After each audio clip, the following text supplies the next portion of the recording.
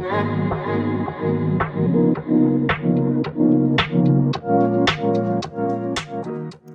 everyone, welcome back. Today I'm diving into something that affects nearly 80 million people in the United States alone: obstructive sleep apnea, or OSA. It's more than just snoring. It can disrupt breathing dozens of times each night, and it increases the risk of high blood pressure, stroke, and more. And going back to that number of 80 million impacted, when my husband and I purchased our travel trailer last summer, I noticed there were cubby holes near the head of the bed, and my comment to the salesperson was, "Oh, look, a place to charge my watch and phone." But they corrected me and told me the actual intention of the manufacturer was to accommodate CPAP machines. So, yes, OSA is so prevalent now that we're designing campers around people that need CPAPs while they sleep.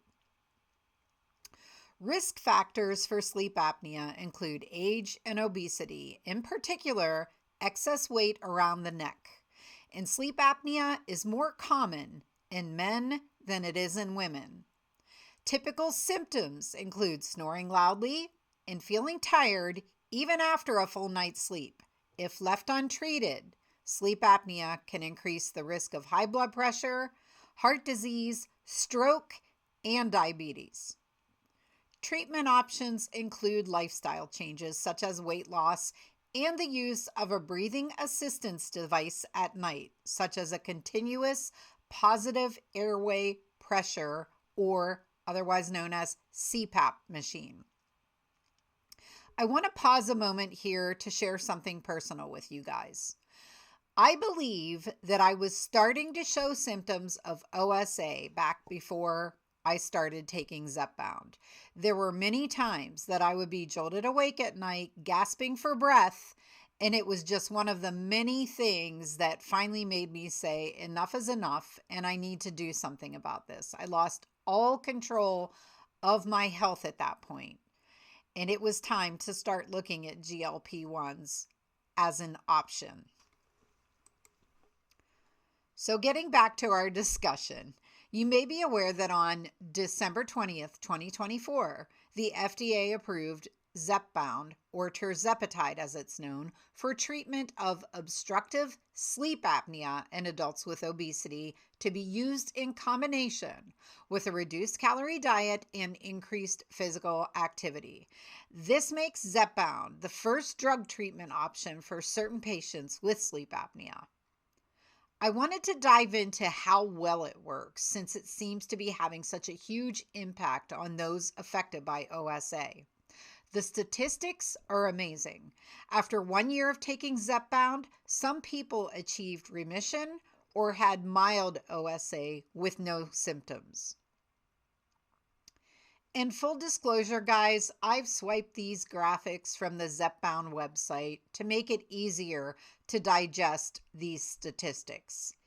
In a 52-week study, 42.2% of people on Zepbound without a CPAP achieved remission or mild OSA with no symptoms, compared to just 15.9% with a placebo. And for those using CPAP therapy, the results were even better. 50.2% reached remission or mild OSA versus only 14.3% with placebo.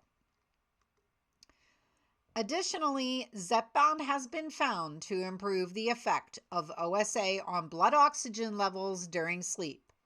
When breathing is disrupted during sleep, blood oxygen levels may decrease. With Zepbound at the 10 or 15 milligram dosage, the level and the time of reduced blood oxygen while sleeping, which is known as hypoxic burden, improved. And it's important to note that this is not medication only. Again, we need to state this is also with diet and exercise incorporated. So the big question, is it the medication or is it the weight loss that's improving sleep apnea? The answer, it's primarily the weight loss Zepbound helps achieve. It reduces fat, especially around the neck, which eases airway obstruction. While Zepbound affects appetite and metabolism directly, its benefit for OSA comes from the resulting weight loss. I do have some key takeaways for you guys. First, weight loss is key. We cannot stress that enough. Clinical studies have demonstrated that weight loss achieved through Zepbound can significantly reduce the frequency of apnea events in people with OSA. Secondly, it's important to note that it is not a direct effect.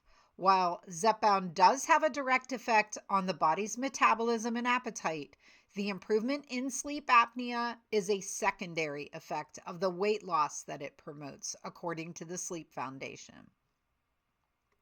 And finally, individual results may vary. You guys know this by now. We are all different. We all respond differently.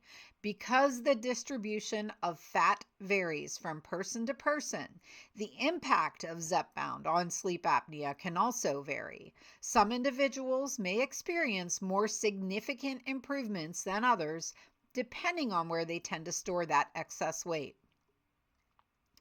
If you or someone you love is struggling with sleep apnea, I would love to hear your experience, especially if you've tried Zepbound or another GLP-1 as a treatment. Now let's take a quick look at how I'm doing at the end of 20 weeks, or essentially 5 months on Zepbound. My total weight loss has reached 18 pounds. I've lost 6 inches off of my waist, 4 inches off of my chest, and 3.5 inches off of my hips. If you've been watching for a while, you know that I was able to stop my blood pressure medication quite a while ago. In about 2.5 weeks, I'll have a follow-up with my primary care physician and do some blood work at that point to see what changes happened with my A1C and cholesterol levels. For the first time in my life, I'm actually looking forward to getting some blood work done. I hope you found today's video to be helpful. Don't forget to like, subscribe, and hit the notification bell so you never miss an update on my GLP-1 journey and the latest in GLP-1 news. Thank you so much for watching today, and I will see you in the next video.